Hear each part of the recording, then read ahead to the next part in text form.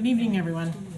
Notice is hereby given of the regular meeting of the Board of Education of the Town of Westfield in the County of Union, New Jersey, at 7:30 p.m. on the evening of Tuesday, April 30th, 2019, in the boardroom of the Administration Building, 302 Elm Street, Westfield, New Jersey. The purpose of this meeting is to transact the regular business of the board and to transact any other business to come properly before the board. This is to advise the general public and to instruct that it be recorded in the minutes that in compliance with Chapter 231 of the Public Laws of 1975, entitled the Open Public Meeting Act, the Westfield School Board on Thursday, April 25th, 2019, caused to be posted at the office of the Board of Education, located at 302 Elm Street, Westfield, New Jersey, and delivered to the Westfield Leader, the Star Ledger, the Westfield Library, Town Clerk of Westfield, Tap into Westfield, and Patch.com. A meeting notice set forth the time, date, and location of this meeting. Dana, can we have a roll call? Michael Beelan. Here. Kent Diamond. Here. Brendan Galligan. Here. Robert Garrison. Here. Brian Morrissey. Here. Gretchen Olig. Here. Tara Porto. Peggy Oster. Here. Amy Root. Here. Thank you. Rob, would you lead us in a flag salute since Sarah's not here? I pledge allegiance to the flag of the United States of America and to the republic for which it stands, one nation, under God, indivisible, with liberty and justice for all. Thank you.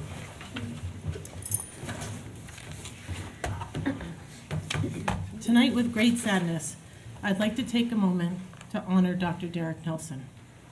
There are not enough words to describe how we all feel about the death of our beloved Westfield High School principal. Stunned, devastated, heartbroken, grieving. Yet there are endless ways to describe the kind person Dr. Nelson was. Inspiring, caring, respected, a leader, a patriot, a role model, a man of service and sacrifice. Since we first heard of his death on April 8th, we have been contacted by people from around the world, literally, who were touched by Dr. Nelson's selflessness. There was a father of a Navy SEAL from Fairfield, Texas, who ended a thoughtful, prayerful email by saying, "With the sincerest thanks and pride for Derek Nelson." A resident of Adelaide, Australia, who emailed that Dr. Nelson's little girl has a hero for a dad. And the family mail carrier, now 76 years old and retired, who said he just had to call to share his fond recollections of Dr. Nelson as a teenager. It will take some time for our community to heal. We send our sincerest condolences to Dr. Nelson's fiancée, his daughter, his parents, and the many other family members and friends who mourn his loss.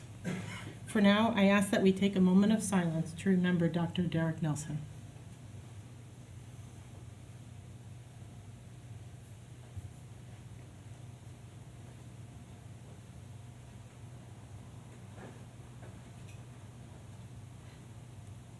Thank you, and thank you to all who sent their thoughts and prayers to the family and to the district and so forth. He will be remembered fondly for many, many years. So, on to happier announcements now. I'm going to move over to the podium.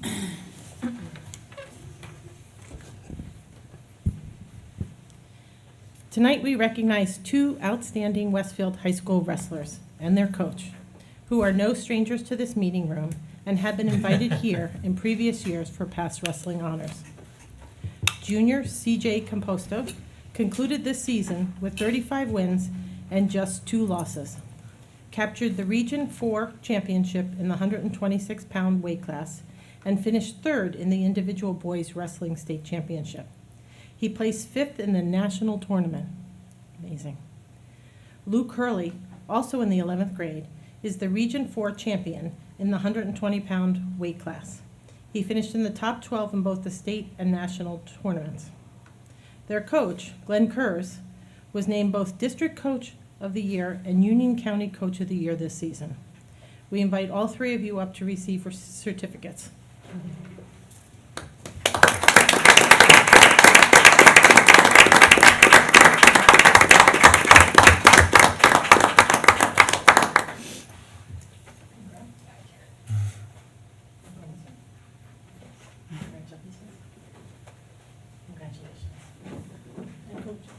Kurt, you want to say something and then take a couple pictures? Have a couple Sure. words? I could talk about these two guys all night, but I'm sure you have a pretty full agenda.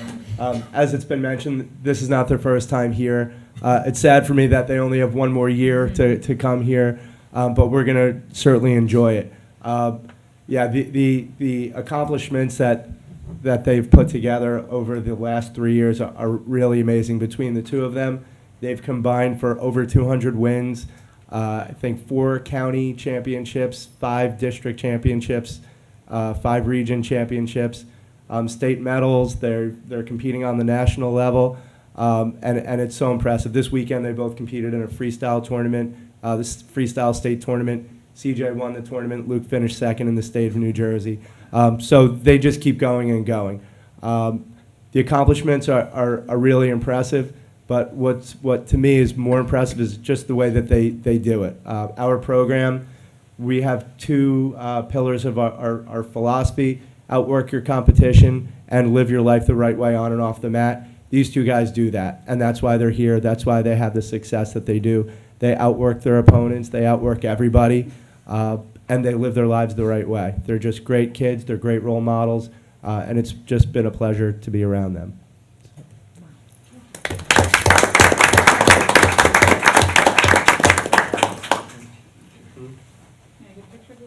Sure. So we'll see them again next year.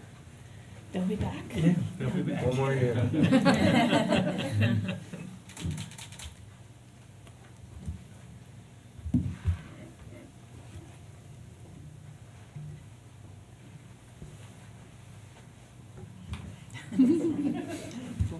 It's a great picture. It is a good picture. That's the Rowan, guy. you have to give a speech too. That's great. Thank you for recognizing us and supporting not just them, but all Westfield athletics. That's great. We appreciate it. Thank you. Thank you. And we hope to see you back again next April. After you've committed to the University of North Carolina. Can I put in that chit? I don't know, Ohio State's not bad either.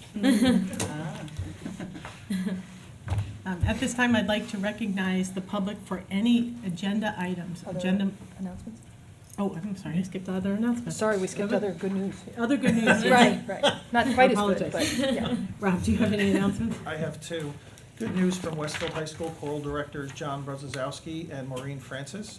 Following rigorous auditions, 15 Westfield High School choral students were accepted to the New Jersey All-State Chorus. 9th grader Mia Johnson will perform with the New Jersey All-State Treble Chorus next February at the New Jersey Performing Arts Center, while the following singers will join the New Jersey All-State Mixed Chorus in November at NJPAC and at the NJEA Annual Convention. Juniors Daniel Andrade, Vincent Mora, Lydia Niceta, Elisa St. Dennis, and Rachel Seiden, who scored second in the state. Sophomores Luke Barry, Olivia Ebel, Sam Hovarth, Zaria Katz, Finn McGurn, Matthew Meixner, Aishik Palit, and freshman Charles Garrettson. Congratulations to all. Second notice, the College Women's Club of Westfield will host a trivia night fundraiser this Friday, May 3rd at 7 p.m. at the Scotch Hills Country Club, which is located at 820 Jerusalem Road in Scotch Plains. All proceeds benefit the club's scholarship fund for young women from Westfield High School. Admission is $75 and includes dinner, drinks, silent auction, and trivia contest. For information, contact cwc.westfield@gmail.com. Thank you. Michael? Yes, I have one this evening. This is the last call for the PTC scholarship donations. The Westfield Parents Teacher Council is currently reviewing scholarship applications and has many incredible candidates. Donations are down by $5,000 from last year, though, so please consider making a donation to the PTC Scholarship Fund by Friday, May 3rd. Donations of any size are most appreciated. You can make a donation via Venmo at PTC-scholarship, or by mail to Westfield PTC, 302 Elm Street, Westfield, New Jersey, 07090. Attention D. Kenny. Thank you. Brendan? In May and June, the Westfield High School Athletics Department will hold sign-up meetings for fall 2019 sports for student athletes and their parents. The meeting schedule is available on the athletic department website. It is important for those interested in playing a fall sport to attend one of these meetings. Thank you. Brian? Westfield High School Band Director Trevor Sindorf reports that the Westfield High School Jazz Band recently was invited to play alongside world-renowned saxophonist Jaleel Shaw at the Trumpets Jazz Club in Montclair as part of an educational initiative called Students of Jazz Programs, created by the professional jazz band One More Once Big Band. Congratulations to Mr. Sindorf and our high school jazz musicians who played a 30-minute opening set during this unique experience to perform in a professional environment. Okay. The Optimistic Club of Westfield announces that nominations for the 22nd Annual Intermediate School Outstanding Teacher Award are due by Friday, May 10th. 2 intermediate school teachers, one from Edison and one from Roosevelt, will be chosen to receive the award at an Optimist Club dinner and will be honored at a Board of Education meeting in June. Nominations should specify ways in which the teacher has demonstrated outstanding teaching, interest in children, and continued pursuit of professional growth. The nominee must be a full-time teacher in the Westfield Public Schools in grades 6 through 8 for a minimum of 5 years. Students, parents, and staff are encouraged to submit nomination letters to Outstanding Teacher Award Committee of the Optimistic Club of Westfield, care of Office of the Superintendent, Westfield Public Schools, 302 Elm Street, Westfield, New Jersey, 07090, or letters can also be emailed to OPTIAWARD Optaward at westfieldnjk12.org. Thank you. Thank you. Gretchen? So we've had 6 more Westfield High School students achieve the highest score possible on portions of the SAT or ACT standardized test. So top scores on the March SAT with an 800 in math are 11th graders Evan Brannigan, Aiden Kilborn, Sumana Turamella, Stephen Park, and Hasumi Tanamori. And scoring a perfect 36 on the reading section of the February ACT is junior Morgan Rollins. So congratulations to these very high-performing students. Thank you. Amy? A team from Edison Intermediate School will compete in the 40th Annual Odyssey of the Mind World Finals at Michigan State University in May after placing second in the state competition earlier this month.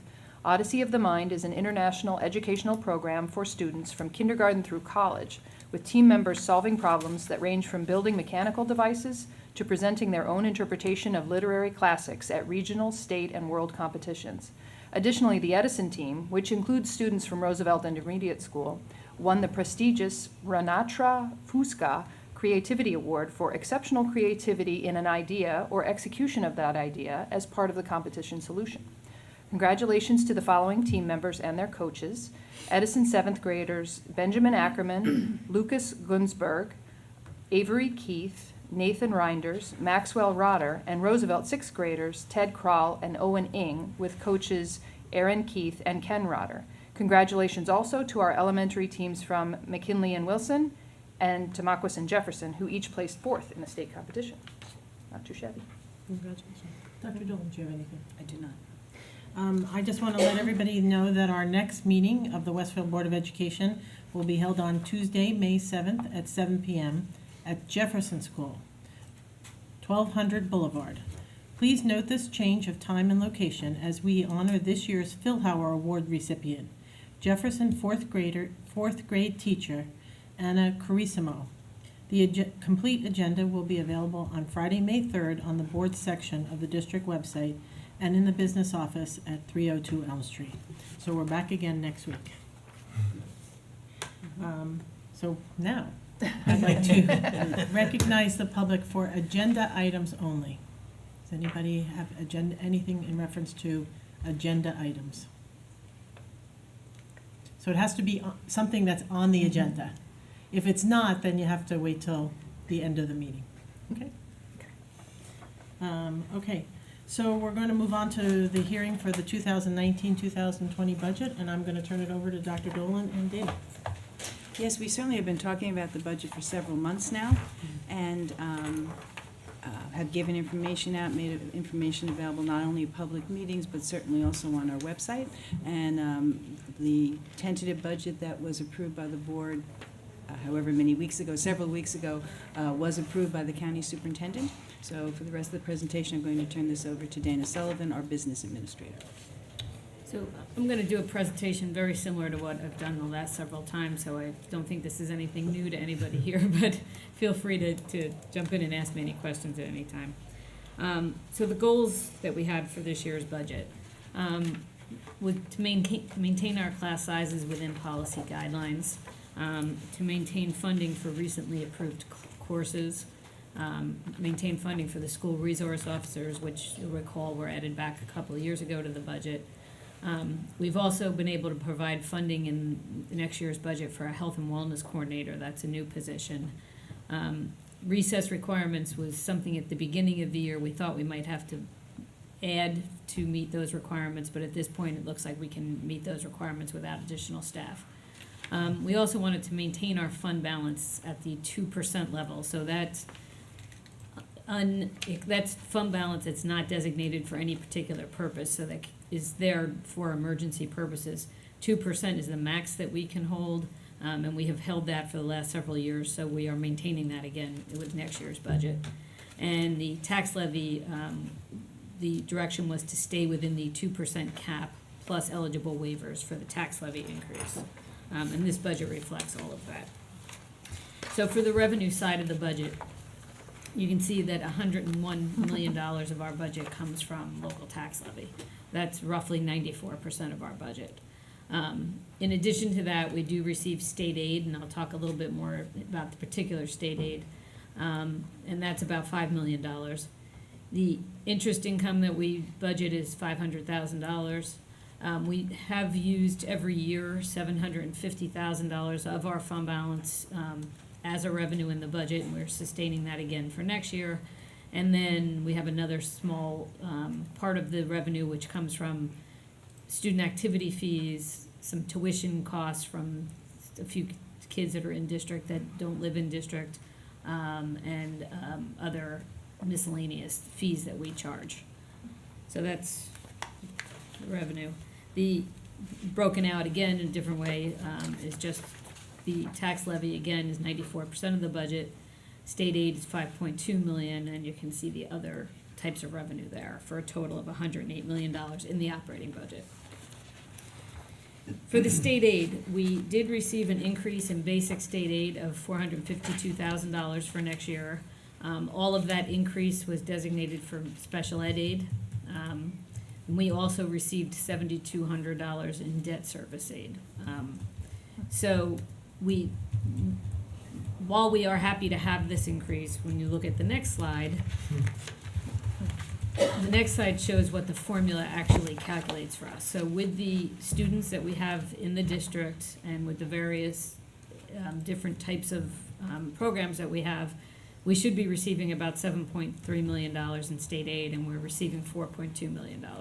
So we're happy that we got an increase, and we'll take that, but we are still short about $3 million on what the formula should give us. We are hopeful that in the next 5 or so years that the state will continue to increase our aid to get to that level, so that will help us every year when we develop our budget, but we don't really know for a fact that will happen, but we did receive additional aid this year. So the next slide, back in 2009, 2010, district was receiving $4.6 million. In 2010-11 was when not only Westfield, but every district in the state was cut by about 60% or more of their aid. So you could see the dramatic decrease that following year. As you know, at that point, a lot of reductions were made to the budget. Since then, we have been able to add back some of those reductions, the SROs being one of the things that was added back. But you can see when you look at this chart that we are still not even at the level that we were back in 2009-10. So state aid has really been lagging behind and creating a budget issue for us in the last number of years. During that same time, our enrollment has been steady. You can see back in 2000, from 2000 to 2010, we had a dramatic increase in enrollment. Since then, we have been kind of up and down a little bit each year, but basically remaining steady. Expect for it to continue to remain steady, at least for the next several years, based on information we have from demographers, as well as knowing what is happening in the town with new developments that are going up and housing sales as they are. So we are budgeting for this continued enrollment at these higher levels. The tax impact on the budget, we are at the state mandated tax levy cap, so that's the cap plus waivers. So the tax levy increase is 2.8% for school taxes. And that translates to an average increase for an average homeowner of about $275 per year.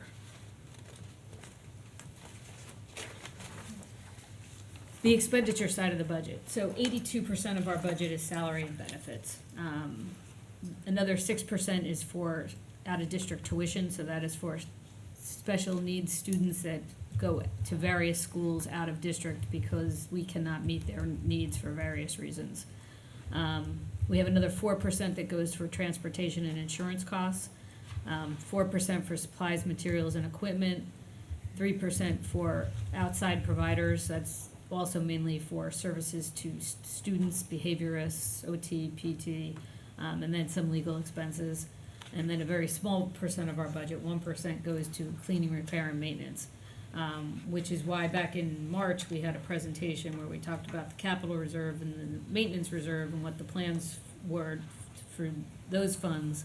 And this just shows why that's so important with our buildings that are 75 to 100 years old.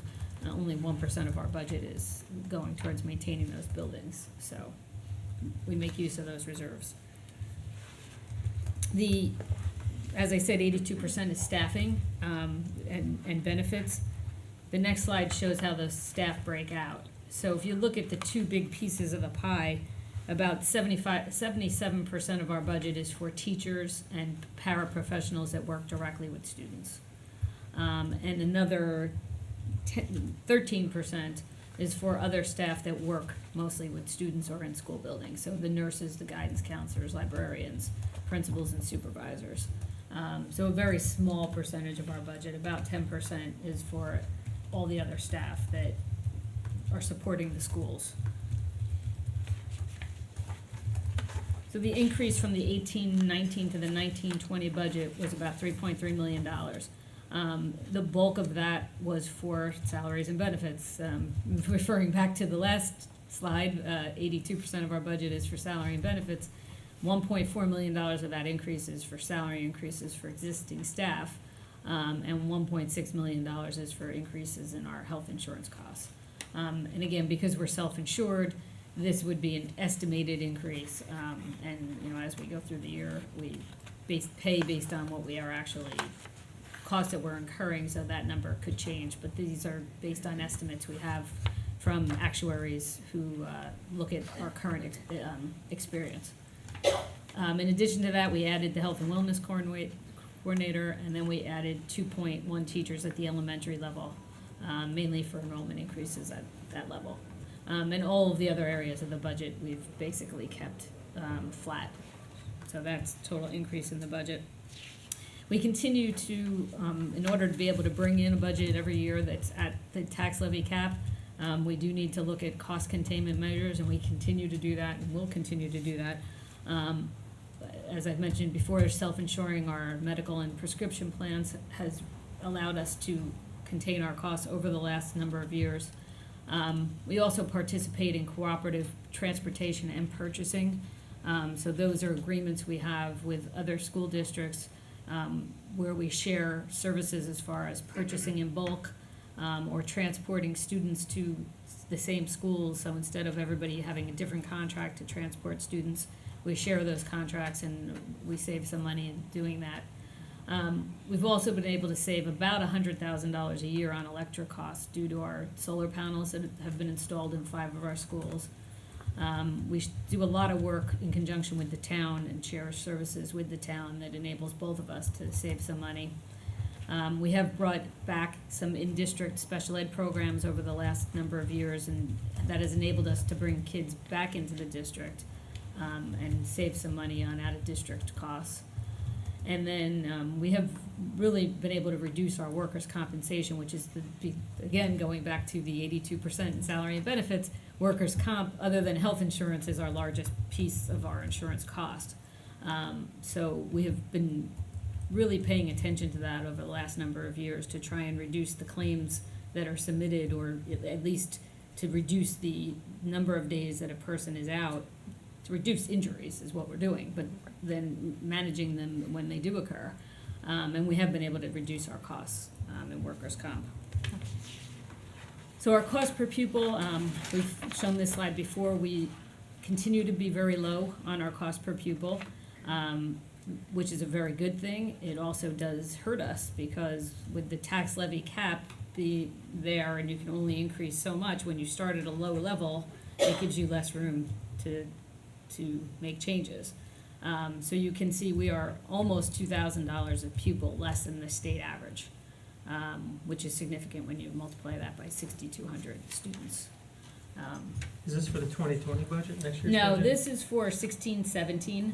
This is the most recent data that we can get. It's audited data from the state, so it's a couple of years old, but we tend to stay in this same area. This slide looks, there might be a district that moves here or there, but there's not too many changes from year to year on that cost, because you don't have the room to make the changes because of the tax levy cap.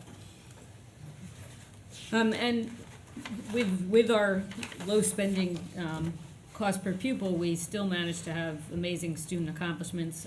We heard about some earlier from Gretchen. 95% of our high school graduates continue education. Our SAT scores continue to surpass state and national averages. 61 students earned perfect scores on the SAT and the ACT. We had 4 national merit finalists and 20 national commended students. So our students are really doing amazing things. 280 students this year inducted into the National Honor Society. We have fine arts students recognized at regional, state, and national levels, and student athletes we have here every meeting, so when we know what our student athletes are doing. So the budget that we have given to you for next year maintains all of the programs and all of the high quality things that we're doing in our schools. And where the reductions have been made, it's in areas, non-instructional areas, where we've been able to gain efficiencies in order to bring the budget within cap. So the calendar, the administration has been working on the budget since October and early November. You guys started your discussion in December, developing the goals for the budget. On March 12th, you approved a tentative budget, which was then submitted to the county superintendent, and they approved it early April 9th, I think it was. And this budget was advertised in the Westfield Leader in accordance with New Jersey law. So tonight we are asking you to approve the final budget, which will then be submitted to the state tomorrow. Any questions? Thank you, Dana. No. Does anybody have any questions for Dana at this time? Thank you for all your hard work. Yes, thank you for everything. At this time, I'd like to recognize the public for questions or comments on the budget. Does anybody here have any questions or comments on the budget? Seeing nobody come to the podium, I move on to the 2 resolutions for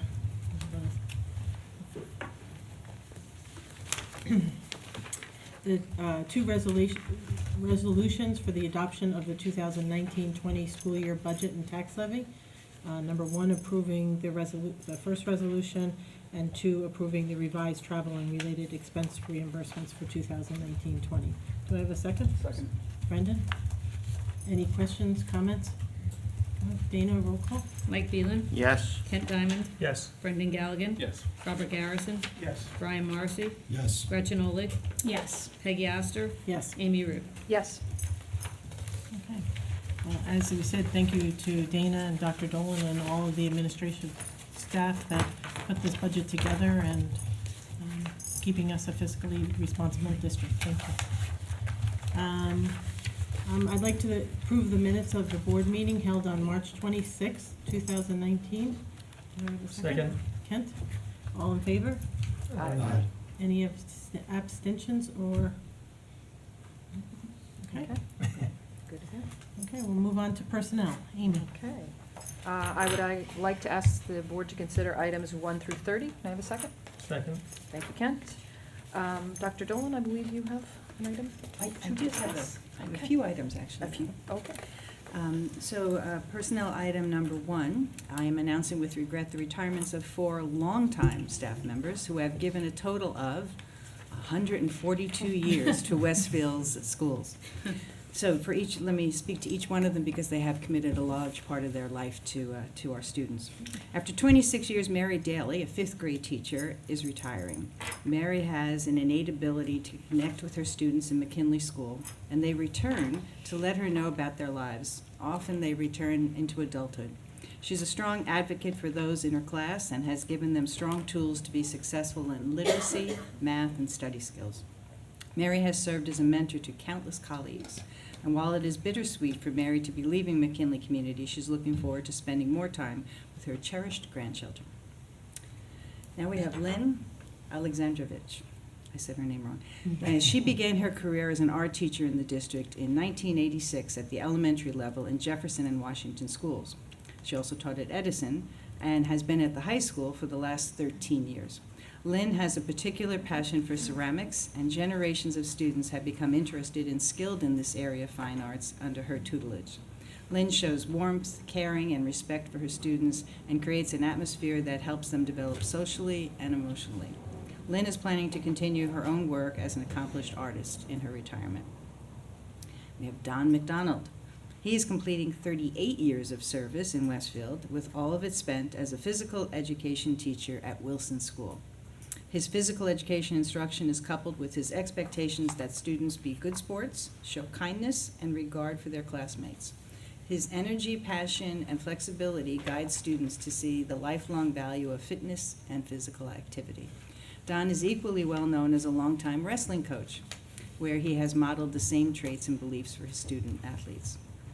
And Bob Brewster. Bob Brewster's impressive career in the Westfield Public Schools has spanned 45 years, where he has had a meaningful impact on Westfield High School students, both in his biology classes, but also on the baseball field. Bob is proud of having received the high school's Teacher of the Year award not once, but twice in his career. And what makes him even prouder is that 2 of his former students are now colleagues of his in the high school science department. He credits his 10 years working in Project 79, our alternative education program at the high school, as having solidified his philosophy of the importance of knowing the whole student as a way to help them learn. In his 37 years as head baseball coach, it has to be a record of some sort, he cherishes the opportunity to work with students and uphold the values of teamwork, perseverance, and resilience. So we certainly wish these 4 valued colleagues all the best in their retirements. And I also wanted to speak to personnel, to items 29 and 30. So as we referenced before, we've certainly have had a change in our high school administration recently, and I have to first thank both the assistant principals at Westfield High School, but also the entire staff at Westfield High School who have really been working very hard to make sure that the education of our students continues in spite of the tragedy we've experienced. Tonight, I'm recommending to the board that one of our assistant principals, Mr. Jim DeSarno, be appointed as the interim principal of Westfield High School for the months of May and June. May and June in a high school, they are incredibly busy months. They're incredibly important months at a high school. And I know that Jim can make sure that all of our students continue and complete everything they need to do in their year. And the other agenda item that's related to this is, so with Jim becoming interim principal, I have an opening as an assistant principal. Many people who have been in the district know that last year, Maggie McFadden retired as assistant principal at the high school, and she has been willing to come out of her retirement to come back and serve as acting assistant principal again for the months of May and June. Our focus is on making sure the school year ends well. We will then conduct a search going forward, but right now our focus is on making sure all of our students receive everything they need for May and June. So those are agenda items 29 and 30. Okay. Do I need to vote? Mike Beelan, Yes. Kent Diamond, Yes. Brendan Galligan, Yes. Robert Garrison, Yes. Brian Morrissey, Yes. Gretchen Olig, Yes. Peggy Oster, Yes. Amy Root. Yes. And just a note onto that, thank you very much, Dr. Dolan, for your leadership during this very difficult time for our district. Thank you. Facilities, Gretchen. So the Facilities Committee met last Friday. I apologize for not circulating notes. There's no agenda items that we're voting on tonight that were discussed. We did Dana and George, our engineer and architect, and he's our architect, right? Yeah, sorry. And Mike Morris gave us an update on the current ongoing projects at Kaler, and then also the TV studio and the generator replacement. So we had some discussion around that, but there's nothing to be voted on tonight. And we also talked a little bit about some minor, I think, proposed changes to the building rental policy for use by PTO. So there was some discussion among us. Once we're in agreement, I think we're going to kick it to policies, and then we'll share that with the board. It's just about the auditorium rental fee for PTO use, making a small exception for dress rehearsals that we'll share with everybody. And then we talked about sort of our continuing conversation about full-day kindergarten, which I think Amy's probably going to talk about in the long-term, what's your committee? Long-range planning. Long-range Long. planning committee report. Something long. So I think, and what the impact on our facilities is, and so, again, nothing to vote on tonight, but just ongoing conversation that we'll all continue to have. So I don't know if anybody has any questions, or anybody else from facilities has So anything to add. The projects are still on schedule then, assuming then? Everything's going really well. If you've driven by Kaler, it's, have. yeah, it's really It's kicking ripped up. along. And then there's some changes, there's gonna be some change orders with respect to the generators, more technology based, so there's some, but I don't think we're ready to vote on those yet. And Brian was trying to update us on some of the stuff, but I think there's more conversation that needs to happen at the district level before it'll come up to the board. Okay. And then the doors, everything's going well. Yes. I mean, it hasn't started yet, but the bid, Right, we we've approved met that with last time, right? we've met with the contractor, Yeah. so the plans are underway, and the TV studio we will be putting on for the agenda for next Tuesday Right. for approval. Yeah, but everything's good. Yeah, with Kaler, we benefited from a warmer spring. Well, the snow stopped earlier, so the contractor was able to start up a little bit earlier. It's been cold since, but That's right, we'll take it. Yeah. Take dry. Thank you, Gretchen. Sure. Long-range planning, Amy. Why, yes, long-range planning. So we met on Tuesday, April 2nd, which feels like kind of 100 years ago, because it's been quite a month. And I did finally get around to circulating some notes this afternoon. I hope you guys had a chance to take a look at them.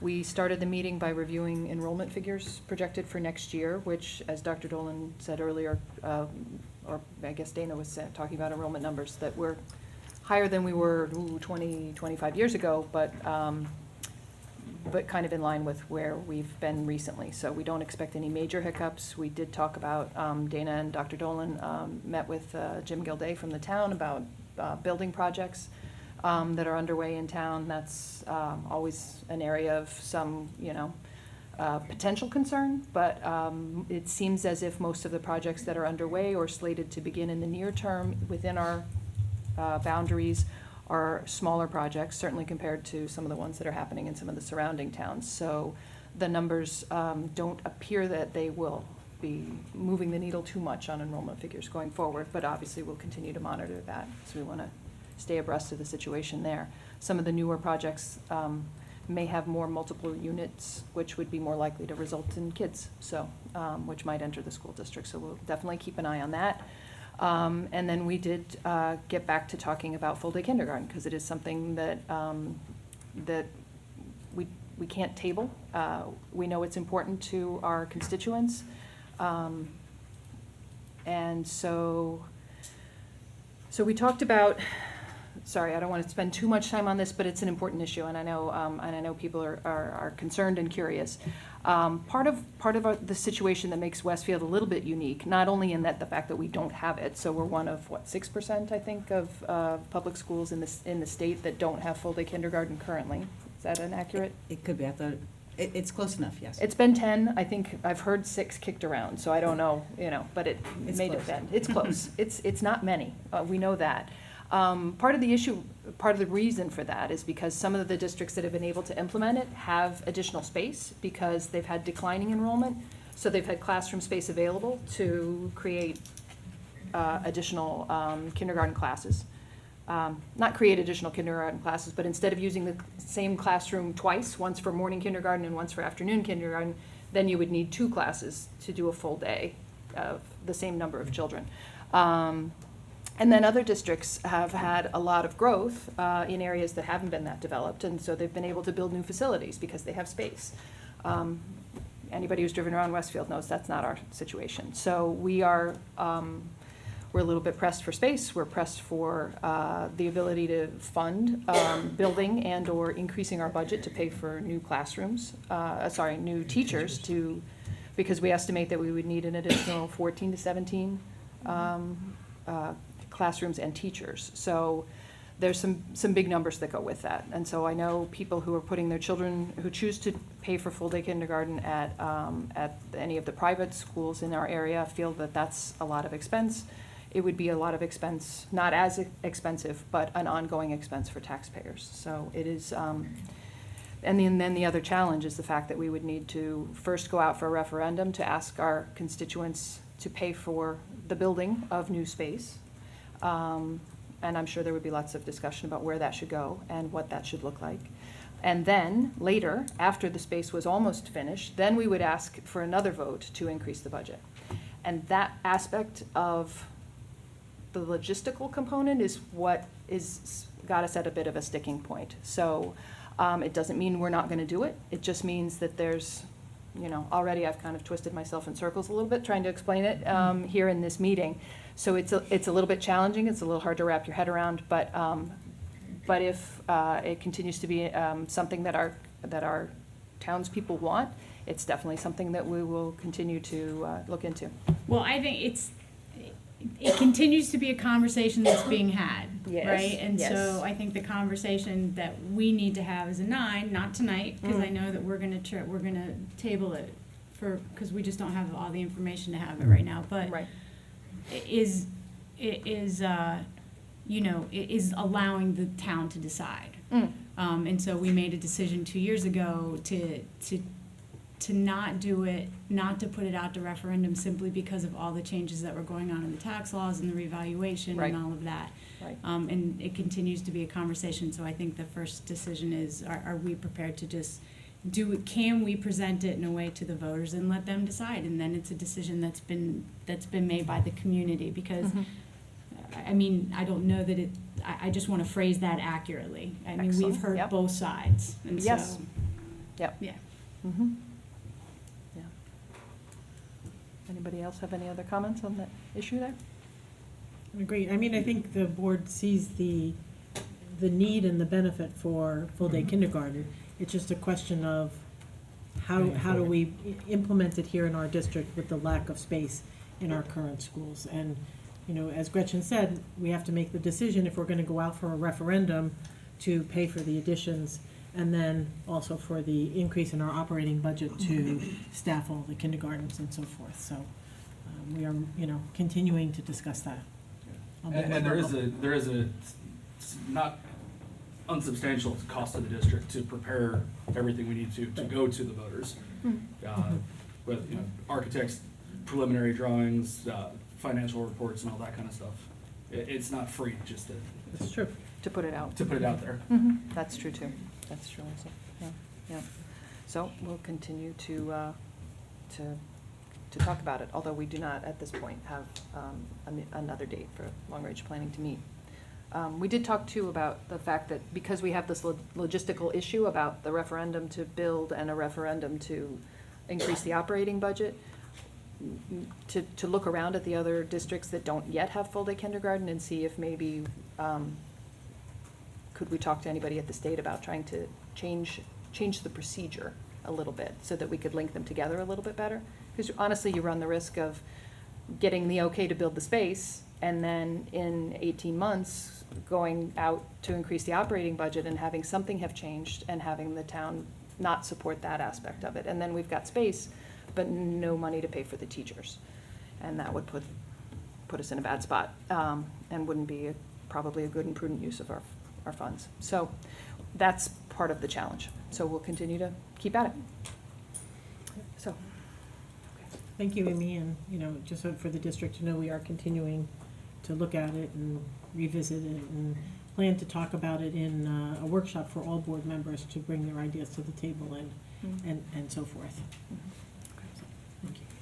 Brendan, policies. Yes, I ask the board to approve policy item number 1. Second? Thank you, Ken. This is to approve for second reading the comprehensive equity plan policies that we approved for first reading in our last meeting. Dana? Mike Veland, Yes. Ken Diamond, Yes. Brendan Galligan, Yes. Robert Garrison, Yes. Brian Morrissey, Yes. Gretchen Olig, Yes. Peggy Oster, Yes. Amy Root. Yes.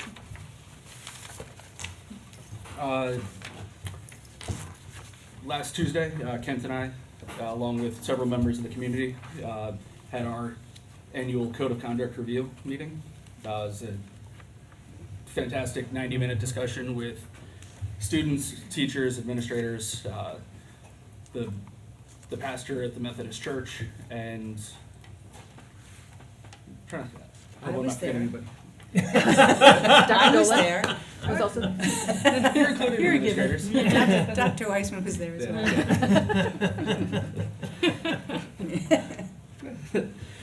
well.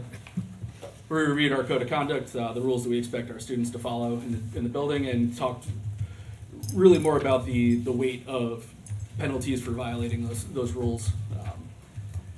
Great discussion, and we'll bring the summary of those findings to our next policy meeting. I think the insight of the student there was really helpful. Yes. That's great. Yeah. Just like last year, the students wound up running the conversation once they warmed up a little bit. She wasn't vengeful at all. She was good. Yeah. that's great.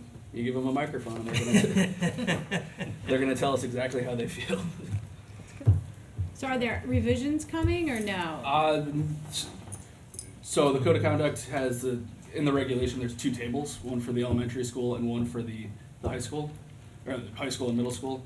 There might be some minor changes in the ranges of penalties that we give for various infractions, but nothing substantial. Okay, Just some tweaks. great. Thanks for doing that. Thanks, Brendan. Curriculum, Amy. Okay. I would like to ask the board to consider items 1 through 3. Can I have it? Oh, thank you, Rob. Okay. We have a list of field trips as item 1. Item 2, we are, and those are a sort of potpourri of end-of-year field trips at various grade levels. Item 2, oh, sorry, I meant to say we've actually had 2 curriculum meetings since our last full board meeting. So we met at the end of March, and also then we met last Thursday. And so what you see presented here in item number 2 is sort of the full range of what we discussed at both of those meetings. So we covered all of the computer science classes that we offer at the high school, and then kind of continued to discuss world languages, sort of the kind of the bringing together of the Romance languages of Spanish, French, and Italian to make them more consistent in how the languages are taught, and it's really yielded great benefits as far as collaboration among the teachers, which is really good. And heard a little bit about the upper level classes, and then this past week we had our English and language arts supervisor and some of our intermediate school teachers come in and talk to us about the program at the intermediate levels, talking about, I think they're called mentor texts and various reading groups that they have, and the resources, and there was some great mapping that showed the kinds of, how things fit together. And there again, because the teachers from both intermediate schools have been working together on that, there's been some great benefits and some great collaboration from that. And then item number 3 is we have a chart. We are very fortunate to be in a position where we have student teachers and interns who want to come visit the district and work at the various levels of our schools as they go on to become professional teachers. So that is item number 3 for your approval. So any questions? Have we approved that before? Is that a new, the list of interns? It is, and we'll definitely be doing that going forward, yes. Yeah, that's a great idea, and I guess I didn't realize that there was even a I knew we had student teachers, I didn't realize we had interns, so, that's- Right. It depends on the program at the given university, but often in their sophomore and or junior year, they come, but they might visit one morning a week for a number of weeks during the semester, whatever, as opposed to student teaching where you are really in there for the year, or splitting it between 2 schools. Great. Thank you, Amy. Great. Okay. Mike Belan, Yes. Kent Diamond, Yes. Brendan Galligan, Yes. Robert Garrison, Yes. Brian Morrissey, Yes. Gretchen Oleg, Yes. Peggy Oster, Yes. Amy Root. Yes. Okay, moving on to finance, which is me. I'd like the board to approve items number 1 through 19. Brendan, thank you. Are there any questions, comments? I'd like to call out 2 of our items, items number 18.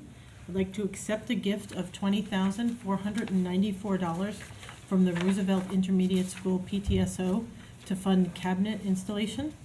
And also number 19, accept a gift of $3,999.07 from the Lincoln School PTO to fund a new PA system as their end-of-year gift. I thank all of the PTOs. We truly appreciate your help in keeping our schools to the levels that they are at, so thank you very much. If there are no questions, Dana? Mike Belan, Yes. Kent Diamond, Yes. Brendan Galligan, Yes. Robert Garrison, Yes. Brian Morrissey, Yes. Gretchen Oleg, Yes. Peggy Oster, Yes. Amy Root. Yes. Moving on to technology. Michael? Yes. Over the past number of months, we've been discussing the generator project and just security in general for the schools, including like the door project. And Brian Walker, who is our Chief Technology Officer, gave a presentation on digital electricity at a recent Texpo conference and what Westfield is doing as far as digital electricity. So when the technology committee met, on April 12th, we focused in on digital electricity. And just give you a little bit of background, a lot of the devices that we've been putting in the school, like there's the new clocks that are in the school, the doors that we will be implementing will be all run over a technology called Power over Ethernet. So rather than plugging something into the wall outlet, you would plug something into an Ethernet cable, and that Ethernet cable could provide the power of those devices, including like lights, for example. And one of the advantages of doing that is you don't necessarily, because it's very low power voltage, you don't need an electrician necessarily to hook up a light. You could do something itself. So there might be some cost savings down the road if some of our internal people can do some of that. So Brian gave an overview of the Power over Ethernet technologies and how we're using it, which then led into the digital electricity and the generators. So when we get our generators installed in the high school this coming summer, and we connect our Power over Ethernet with our digital electricity, we'll basically have an end-to-end solution. So if we have a power outage, we know that within a minute or two, we will be able to switch over to our generator and just continue working without any interruption.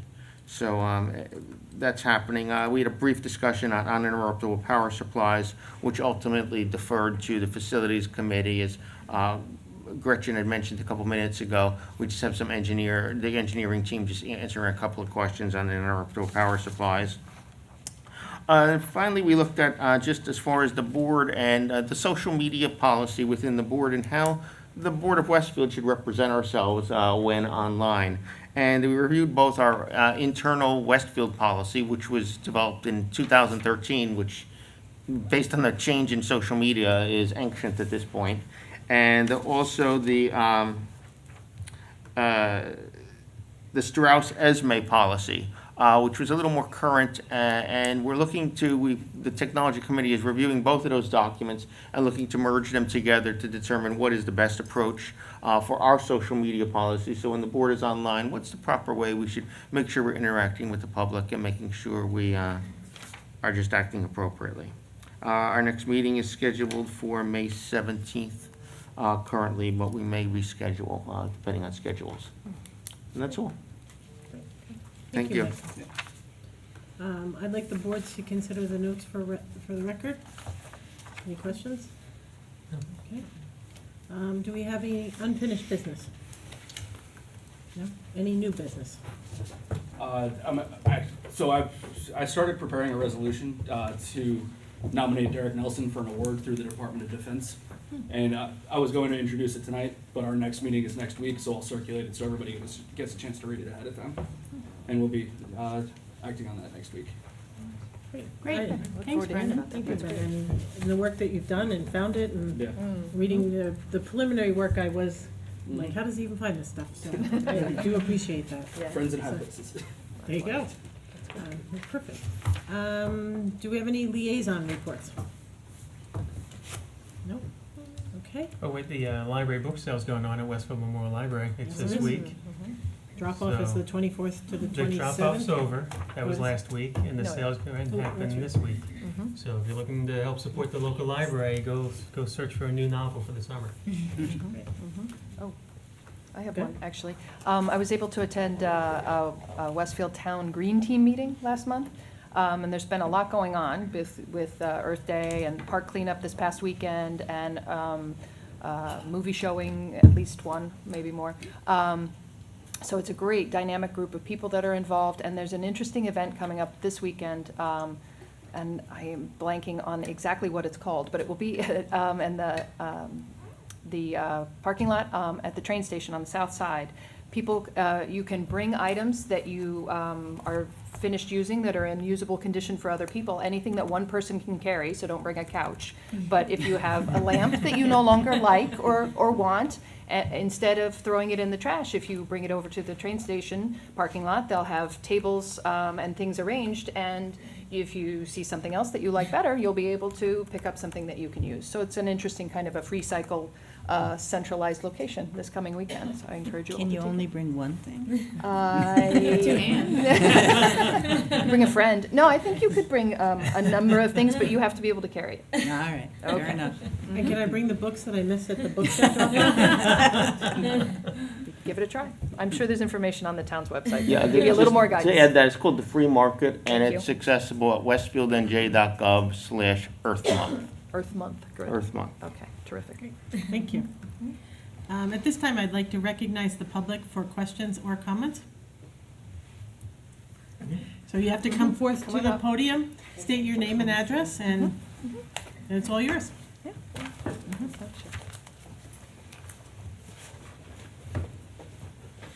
Hi, everyone. My name is Joanne Chen. I recently moved to 1015 Seward Avenue in Westfield last year with my husband, and I have 2 young daughters. My question is specifically, I think, for Mrs. Root. I'm concerned about full-day kindergarten here, and I did move to the town knowing that we did not have full-day kindergarten, but that I had read in, I think, and correct me if I'm wrong, previous Board of Ed agenda or meeting notes about how it was a goal set for 2021. I don't know if that's correct or not, but I feel like I definitely did read that because I've been trying to do my research. What I'm concerned about is it seems like it's been a conversation for a very long time, and it continues to just be a conversation. And like in my line of work, when we have some sort of plan in place, we do set action items, and I want to know what our action items are. Like, we don't, you had said earlier that there's no next meeting even set to discuss it, although you plan on scheduling some kind of meeting for it. What are the next steps? Like, who's responsible for those action items to get this referendum going? Okay, so I think I'll start that conversation, and I think anybody can jump in. I don't think it's that we don't really have a goal out there. So I don't know if you're familiar with, is it 2 years ago now? 2 years ago, we discussed full-day kindergarten. At that point in time, we looked at our options as to how we could implement full-day kindergarten. And we also did, we went out to the community with a survey and asked them for their opinion also. So at that time, we decided, because we needed classrooms, I think Amy said 14 classrooms? At least. At least 14 additional classrooms are needed in the district that we do not have anywhere, so we don't have any extra classrooms. We had to look at a budget as to what it would cost us to build those 14 classrooms. And at that time, we did, work with our architect and so forth and come up with a budget to build those 14 classrooms at 2 different locations within the district. And I believe at that time, 2 years ago, we estimated the cost to be $8 million that we would have to go out for a bond referendum for. And through work with the board and with our survey, we got a message from the community that they would not support that $8 million referendum for building, plus the additional $2 million for an addition to our operating budget, which would be a constant cost forever. Our budget would go up by $2 million to support the teachers for kindergarten. So 2 years ago, we did that work. And it's a constant question because your population is constantly changing, right? You have young children, so it's an issue for you right now. When your children are in maybe 3rd grade and 5th grade or however old they are, you're not going to be so focused on kindergarten, but there'll be a new group of people who are focused on kindergarten. So based off of conversations we've had with the community again, we brought the issue up again after a 2-year period of time. And that's what Amy was talking about. We just sat down on long-range planning and discussed again what would be our options for kindergarten. Now we look at it and we feel the budget for building is currently, the new bill is about $10 million that we'd have to go out for a referendum to build onto to the schools that we have, plus still the increase to the operating budget, which is About 2.6. $2.6 million to the operating budget.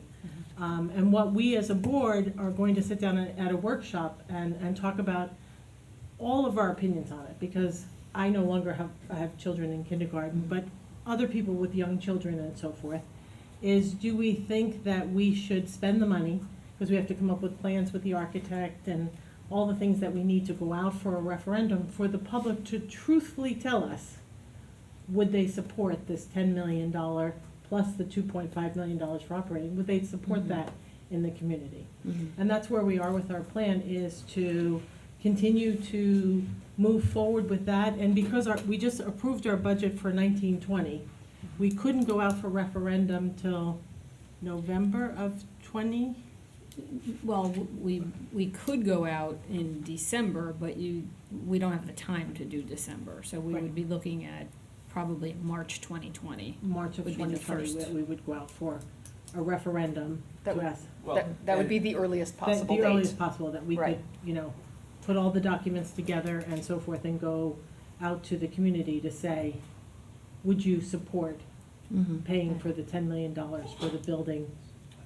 Well, and to complicate things, the first vote in March would be for the construction, and then we'd have to wait till the following November to ask the voters to approve the increase in staffing. Year- So it's a 1-2 punch. A year and a half later. Year and a half A later. year and a half later. So we'd be Sorry. 3/4 of the way through construction, and the voters could turn around and tell us, no, we're not funding it. And now we've got buildings that we can't staff. Which is why it was mentioned that part of it was going to legislators to see if there's a way to change that. That process really doesn't Right.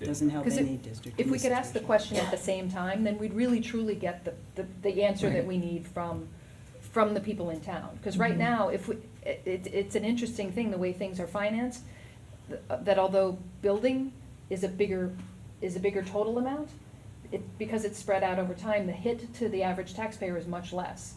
So we might be more inclined to have people say, well, additional space for $30 additional a year in my taxes, that's not so bad. But then, wait, how much do you need to staff it 18 months later? $200 a year.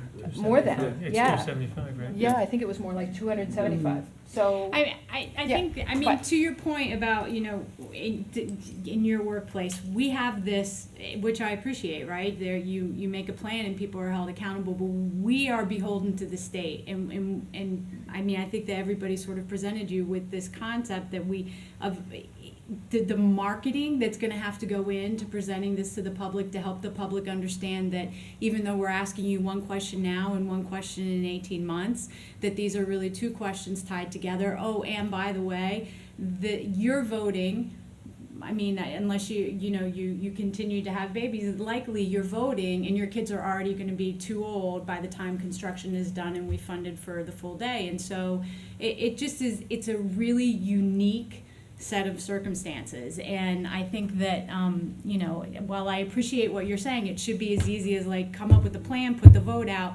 It's really not that simple because we have all these unique rules imposed on the education system and the Board of Education by the state. And so we've just been trying to, it's taken us years to really understand the implications of it. So it's in how do we have a conversation with the public about it so that the public can make an informed decision. Right. And no other school district since the 2% cap and November elections has come into place 2012. No other district has had to do this two-part referendum staffing question. Either the districts have more space and they ask to hire the teachers through a 2% cap exception, or they have the room in their budget and they're just asking for construction costs. But we haven't been able to find any case law on, or any examples of how other districts have successfully implemented what we're trying to do. Plus, I want to, it's not that we looked at a lot of different options. I know a lot of people will sit in this building and say, why can't you just make this a kindergarten building? In actuality, it's cheaper for us to go build addition onto a school than it is to renovate this school to bring it up to code to be a kindergarten, be appropriate for kindergartners. I say to people, there's one bathroom on every floor. All of that is not acceptable any longer. So we have not just looked at building, We've but looked at private right, spaces. we've looked at other options also, and to see whether or not we can come up with a better option at a better cost, and so forth. So the option that we've come up with so far that's the best cost-wise is to do 2 additions at 2 different schools. Yeah. I feel like it's Complicated. yes, it's very complicated. One of the big things that comes up in my head is I did present myself as a mother of 2 young children, and by the time, if this ever happens, they won't be in kindergarten anymore. They'll probably be in high school or maybe further. To think about not representing this as just about full-day kindergarten, I have purchased and sold many properties in my lifetime from moving. We came from Hoboken, actually. And Hoboken has an amazing program for young children, but it's perhaps you can also sell it as something for everyone's property values, real estate-wise, not just to always think about it as only specifically for the people like myself who are currently have young children. Because by the time this is implemented, it's going to people that don't have any kids right now. And when they're voting, or whoever's voting for this referendum, maybe seniors who are trying to sell their property, they are families like myself coming into Westfield because it's a good school district. But there are better school districts too. There's Summit, who just implemented full-day kindergarten. They have a direct train service, which we lost our 1-seat ride, an amazing school system, and a great downtown, too. So just something to keep in mind when you're speaking about this. It's not just one benefit to a certain subset population. Yeah, no, that's definitely true. And when we put the survey out to the public, we got responses back from all different age levels. So it wasn't just young people with young kids who responded. We did get people my age, we got people older than me, people who had put their kids through private kindergarten, people who had put their kids through the public half-day program, and we got a variety of responses. It wasn't just that young people wanted it and old people didn't, it really was. Right. And the comments yielded comments like you're saying, that it's an investment in the town. And also about the 2-step process. Sounds like a terrible process, I agree with you. Have we looked back in history to see what other things that passed this 2-step process and how it was successfully done? Just throwing out ideas there. Well, that was my comment. There are no other district in the state has even attempted it. But Let in alone our succeed. district itself, there Yeah, probably have been other things that you guys have passed through referendum 1, then 2, or 3, or however many you needed to Until do? 2012, there was an April election, and the voters would approve the budget. That's no longer part of the process. So now if we want to exceed the 2% cap, we go to the voters in November for that school year. So is it, if we had done this before 2012, we would have been golden?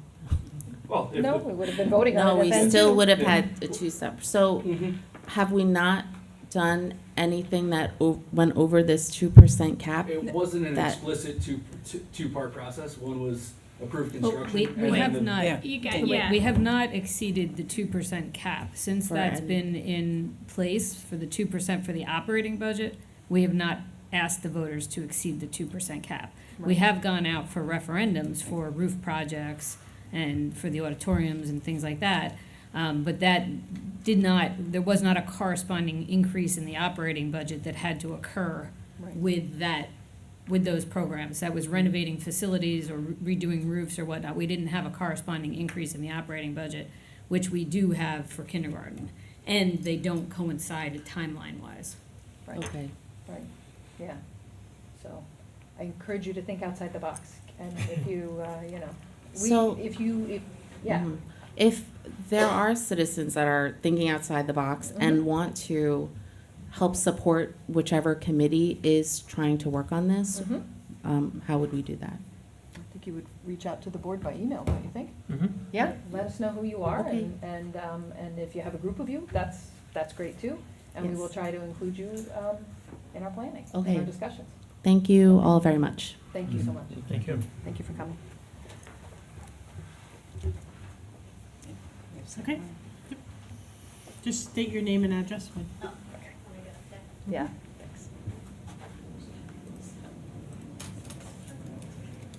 Hi, my name is Jessica Arbus. I'm at 880 Shadow Lawn. I just moved with my family about a year ago. I have 2 boys and the third one coming. And I had the pleasure of speaking with Peggy. I did email the board about the full-day kindergarten. How it sort of generated was with Summit passing the full-day kindergarten. There's a Westfield Moms Facebook page. I don't know if anyone's a part of it, but it sort of was like, Summit just got this. Where are we at with Westfield? And then started kind of looking into it, had the conversation with Peggy and decided to, let's see what we can do. I think seeing where the budget and going through that is a little helpful, and I'd love to kind of look into it a little bit more in terms of, it sounds like it's something that everyone thinks is a good idea, but seems a little like, well, this is really gonna be hard to do and it's gonna be very expensive to do, and taxpayers aren't gonna wanna do it. And in terms of, I believe it's 90% of New Jersey now has full-day kindergarten. If we're at the 10%, as a property owner, I don't want to get to the 1% of people who don't have full-day kindergarten in a town that's a very good school district, pretty wealthy town. It's kind of like, well, how does this not happen? You have towns that are in a much worse position and probably getting more state funded. But Bingo. but I think when you do see other wealthy towns that are now getting full-day kindergarten or already have it in place. So I'm more of I work in a creative industry, so I more like to come up with out-of-the-box ideas on how to implement this. I think going through the budget, I don't know, one possibility is I know that there's a 12-to-1 ratio from kids to teachers, and I don't even increasing that a little bit, not too much. Obviously, you don't want to have 30 kids, which I know some districts do, but 30 kids in a room with one teacher, but increasing that a little bit to add a little bit of space to implement full-day kindergarten, or even thinking of different ways rather than adding on to the school, which does cost money. And one thing I sort of mentioned to Peggy too, and something that I look at for work and stuff like that, is shipping containers, and they're used for homes. I know the negative part for homes is in terms of sales value. They're not sure how people will feel about buying other shipping containers, but in terms of schools, they are now implementing shipping containers at schools as well. This has been done obviously in a lot of underdeveloped countries that don't have the money to make schools, and they're doing it this way. So I don't know if we have the property where we don't have to go look for property and buy property. I don't know if that's something that's ever been thought about or considered. I know trailers have been discussed, and there's limitations with that, but this is sort of a different way or maybe a way around it. So it's just something that I had thought about, I have looked into. I know that they're still not cheap, but they're much less costly than building onto a school. Also kind of new and innovative. That could be nice to make a statement in a town too, of how we're trying to get things done.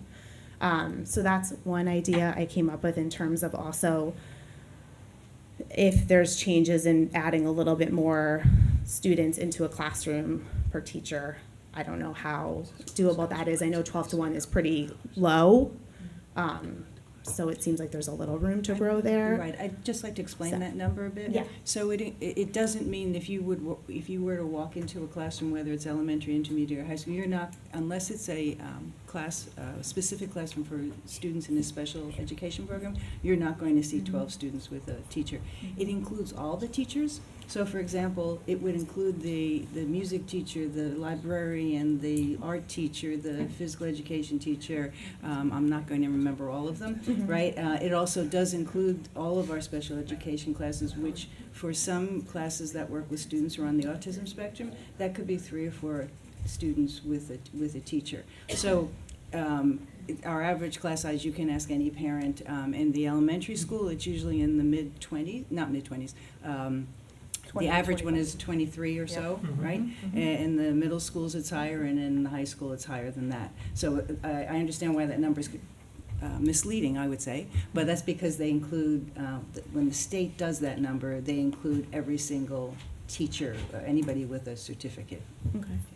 I understand. So I mean, I just think it's something that this issue or this topic's not going to go away. Everyone who is buying in this area is coming from Hoboken, Brooklyn, New York, Jersey City. I personally came from Jersey City, and one of the reasons I came was because of a great downtown, which felt like a mini city to me, and also for a great school.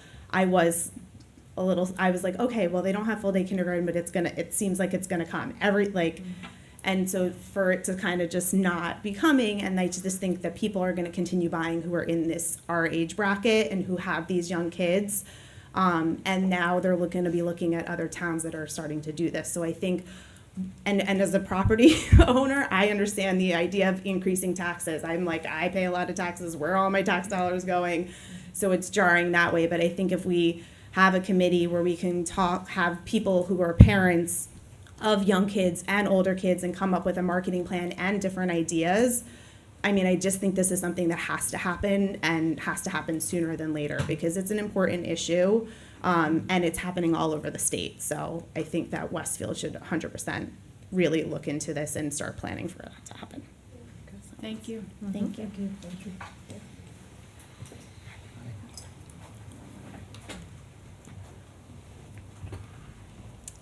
Any other members of the public? Seeing nobody come forth to the podium, I'd like the board to approve the following resolution. Be it resolved that the Board of Education move into private session for the purpose of discussing matters rendered confidential by state and federal law. Personnel matters, contract negotiations, the board's self-evaluation, the superintendent's evaluation and harassment, intimidation, and bullying incidents. And be it further resolved that any discussions held by the board which need not remain confidential and results of the discussion will be made public as soon as practicable. I know, I hate it. Second. Yay, Gretchen. We're adjourned for this evening. All in favor? All in favor? Aye. Okay, all right. Any abstain? Practicable. Why can't I say it when I don't have to say it? It's an odd word. It's an odd word. Can we change that one?